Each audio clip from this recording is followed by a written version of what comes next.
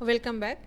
In this current session, we are going to have some demo on linear regression implementation using sklearn functionalities. Okay, so we'll do it in two ways. First of all, we'll do it for single feature, and then we'll do for multiple features. Okay, so uh, we'll start here. First of all, we'll go to the presentation.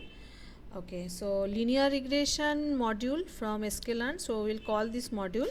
It accepts few parameters. Okay, and they have some default values as well. So and these are quite good. Means you can go for the default values only, but you should know that how they work. So first of all, this algorithm works on this ordinary least square method. So we have discussed about ordinary least square method in our theory part of linear regression, and based on this OLS method we calculate the coefficient and the intercept both. Okay, so based on that values we can minimize the cost for this. That is the actually the what is the difference between the predicted outcome and the actual outcome. So this algorithm works on this method. Okay, and it fits a linear model with coefficients to minimize the residual sum of squares. So you know that from the ordinary least square method we calculate both the bias and the coefficients. So these are calculated. Okay, and this parameter called fit intercept. So it actually calculates whether the intercept will be calculated for this model or not, and by default it has a true value. So if you don't send any parameter, it will take it as true and it will calculate the intercept value. Okay, I will go to the calculations just for some recap of this.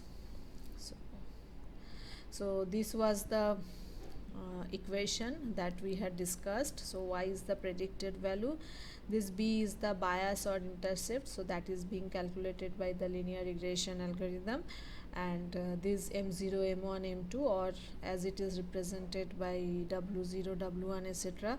So these are called the coefficients or the slope. So with this method this ordinary least square method, we calculate the value of m and b so that we have the least possible cost incurred, right? So that is what we have already discussed.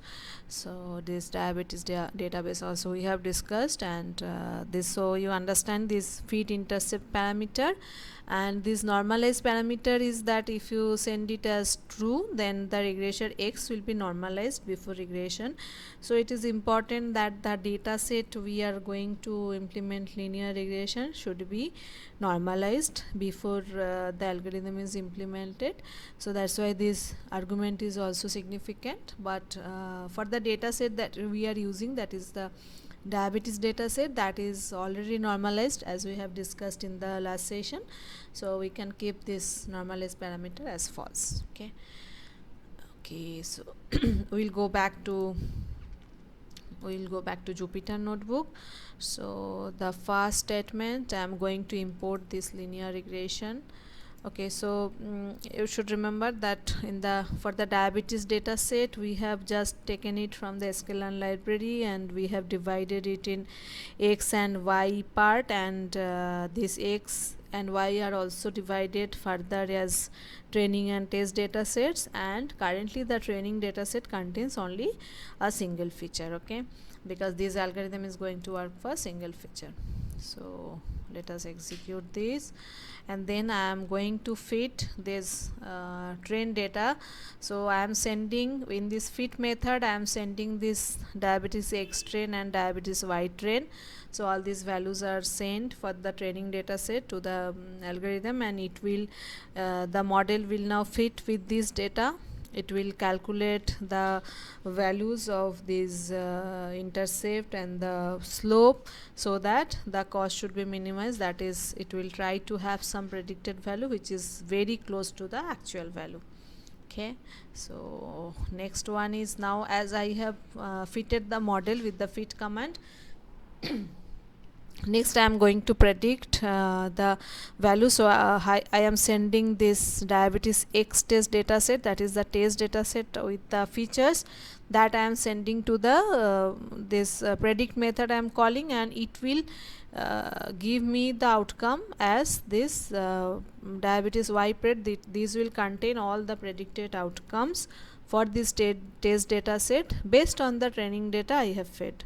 So you understand gradually now, as we have used some of the algorithms already. So it is important that how do we train the model. So based on the training data only, it selects the different optimum values, it set the model ready, and when we feed the test data to it, then whatever rule it has created based on the training data, it just implement that all those rules on the test data set, and it generates the predicted value for the outcome or the target. Okay, so I will execute this. Okay, sorry, what happened? Okay, so let us have it again,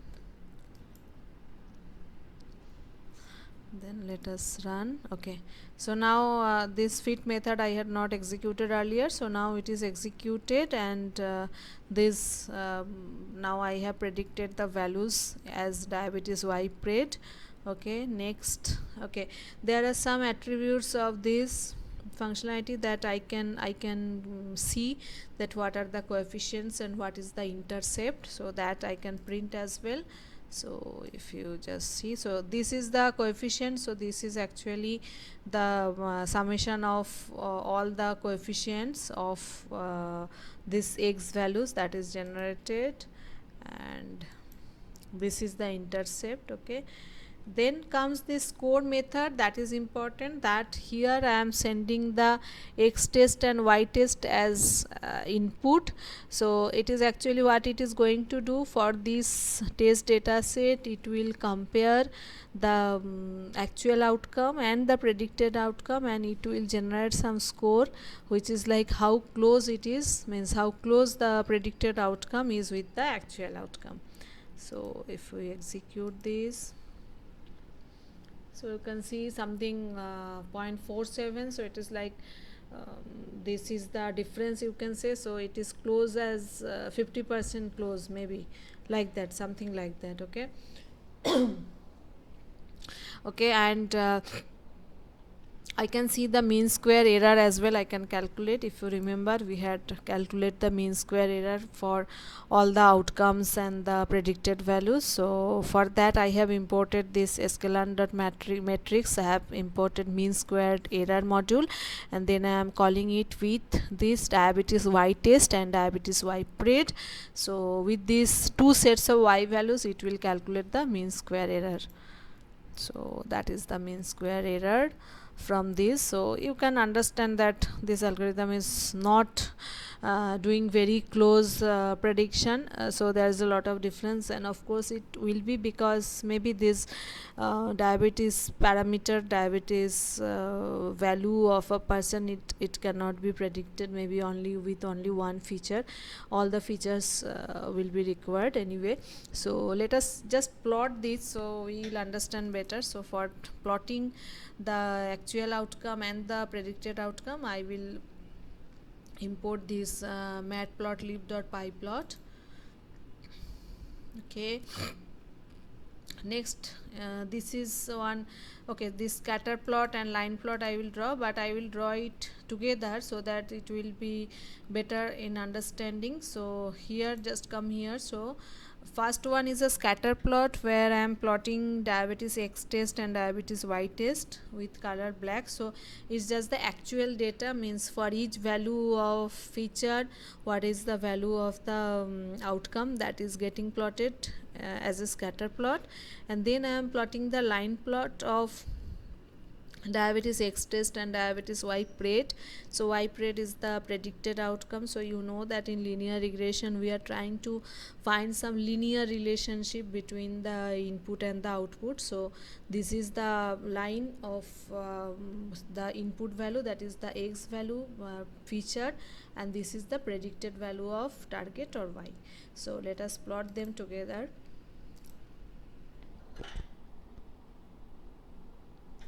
Okay, so now you can see the outcome. So this is the plot. So these black spots, these are all the connected points of x and y. So here x is the feature, given feature, and y is the target value. So these black things are actually the relationship between the feature and the corresponding outcome, and this blue line is the linear regression outcome, that is the predicted outcome we got. So suppose for this particular value of x, if the outcome is this, actual outcome is this, but if we take from this line, then the outcome should be this. So you can understand that this is the difference for this particular set of data. This is the difference between the actual outcome and the predicted outcome.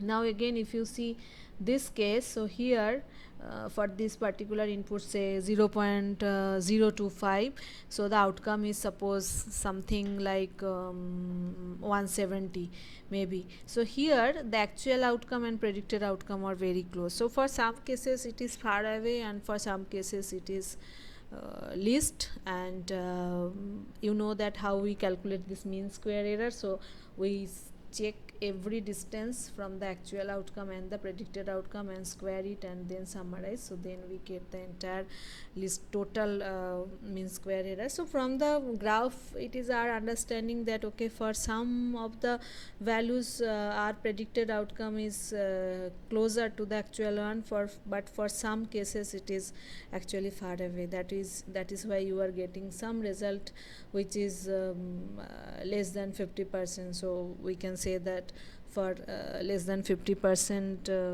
values it could correctly predict, closely predict, and for some more than 50% data it could not predict at all. The predicted value is far away from the actual value. Okay, so that is how we have implemented this one feature one target regression, linear regression. And now we'll try the linear regression with all the features given and the target value. So for that we'll use stochastic gradient descent regression, that is also part of sklearn. So we have already discussed about different types of gradient descent, and the stochastic gradient descent, it takes one training sample at a time, and it calculates that, like first of all, you know that it first take any value of intercept and slope, and then it makes some small changes to the intercept and slope, and then it calculates the cost, and that way it goes to the maximum best value possible, that is the global minima. So let us first have some understanding of this functionality. So this module actually takes a lot of parameters, so I have not mentioned it here. Okay, so there are many parameters. So this is a model fitted by minimizing a regularized empirical loss, of course. So it actually calculates the loss, and when it gets the minimum, the best minimum possible, it goes for that, it stops there. Okay, so gradient of the loss is estimated each sample at a time, of course. So it is like one sample is taken at a time, and it is like randomized. So every one training sample is taken in one iteration, and then calculation is done, then some changes in the slope and intercept, small changes, and then again the process is run like that. Okay, this model is updated along with the way with the decreasing learning rate. Okay, so will decrease the learning rate. You know that how we have discussed that smaller learning rate and bigger learning rate. So it actually it actually decrease the learning rate, and it try to adjust and try to get to the minima. Okay, so this is okay, there is a regularizer is a penalty. Okay, so there is a concept of regularizer, so which is a penalty added to the loss function that shrinks model parameters towards a zero vector. So it's like you know, it actually changes the parameter values so in such a way that it goes to the minima only. Okay, it works with data represented at dense numpy arrays of floating point values for the features. So again, it needs some floating point values with dense numpy array. So for this algorithm also we need to have the normalization and standardization should be done on the data set before this algorithm is actually implemented. Okay, so the purpose of this algorithm is like again we are summarizing that based on a given learning rate, it is like changes the values of interceptor slope, and at every step it takes one learning example, and that is also after random shuffling, and based on the result it is getting, it tries to calculate the cost function and it tries to minimize it, and it reaches the global minima where it is the cost function is the lowest one. Okay, so that way this algorithm works. So we can give okay, so these are some of the parameters, so I will discuss some of them. So one is the loss. So loss function, actually what type of function will be used, so there can be different type of loss function, like squared loss, that we have discussed, that where we take the difference between predicted outcome and actual outcome and do the square. So there are other methods as well which can be used as loss function. Okay, then penalty, it is the regularization term to be used, means how this this loss will be minimized with adjusting the parameters. Then comes this parameter called fit intercept. It is like similar with the linear regression module. So it detects whether the intercept should be estimated or not, means whether there will be any intercept or not.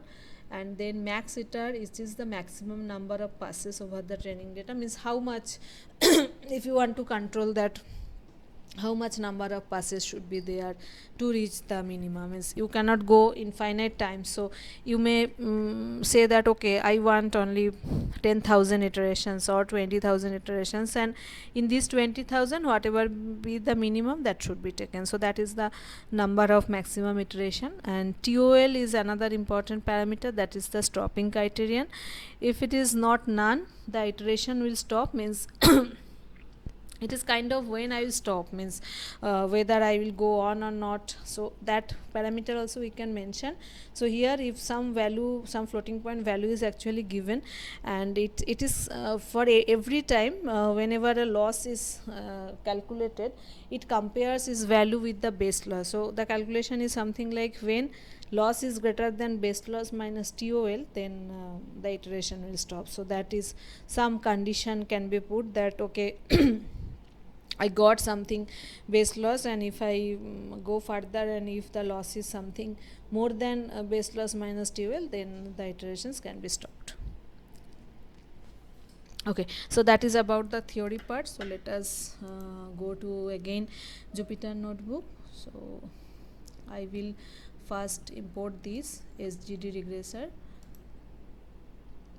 Okay, so again I am doing this, taking I'm copying this method load diabetes. I'm copying this data set because I had modified database diabetes X with only one feature, but now I will work with all the features.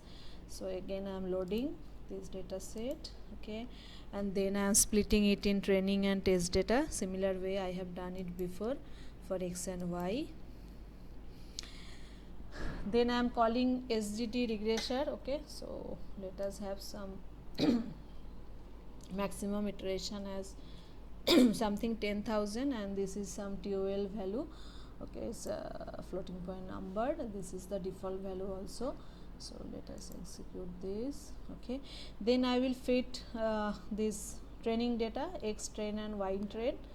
Okay, so this fitting is done. So you can see these are the many parameters of this SGD regressor. So you can go to sklearn documentation and you can have knowledge about all these, but most of the important things that we have discussed, but you can go always there and you can have some detailed understanding of each and every feature.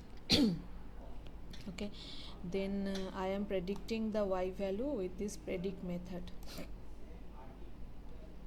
Okay, so prediction is done. Now if I calculate the score, so now you can see that the score is 0.548, close to 0.55. So that is the closeness of the predicted outcome with the actual outcome. I can try with some different number of iterations as well. Suppose let us reduce it to something 5000. Let us try. Okay, so here you can see I am getting some warning, that convergence warning, maximum number of iteration reached before convergence, consider increasing maximum iteration to improve the fit. So it is telling me that only 5000 iteration is not sufficient at all. Means if you remember the curve, so it is actually cannot reach even to the end, means to the bottom of that curve.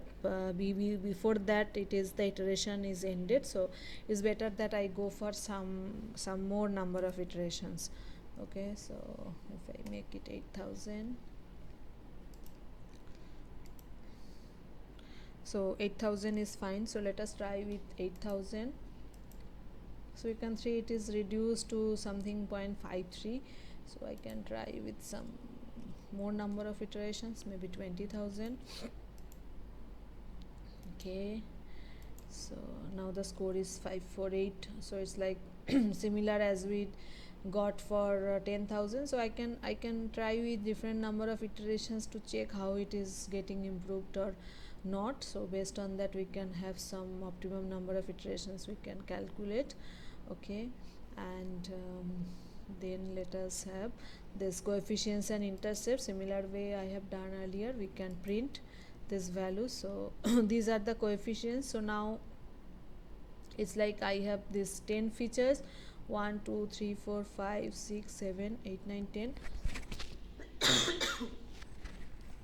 So that is the coefficient value for all the 10 features. In the earlier one, for linear regression module, we got only one coefficient because we had only one feature we had taken, and intercept is the value that we have taken here. Okay, and then it is the number of iterations it actually went and then stopped, that is 6279. So I had put it as 20,000, but after 6279, as based on this TOL argument, it has calculated that that loss greater than this best loss minus TOL, and as the condition reached, it had stopped it. So that is the number of iterations it actually happened. After that it had stopped that process. Okay, then I can plot this again. Okay, so no, it will be the problem is that I cannot plot it like that, because now it is not a single value, it's a lot of values are there, that's why I cannot do that. Okay, so I cannot plot it like that, so I have to do it differently maybe. So you understood that how I have used this stochastic gradient descent regression to use this, implement this linear regression for multiple features. So we have covered the demonstration on linear regression for single linear regression and multiple linear regression. I hope you understood it. So thank you for now.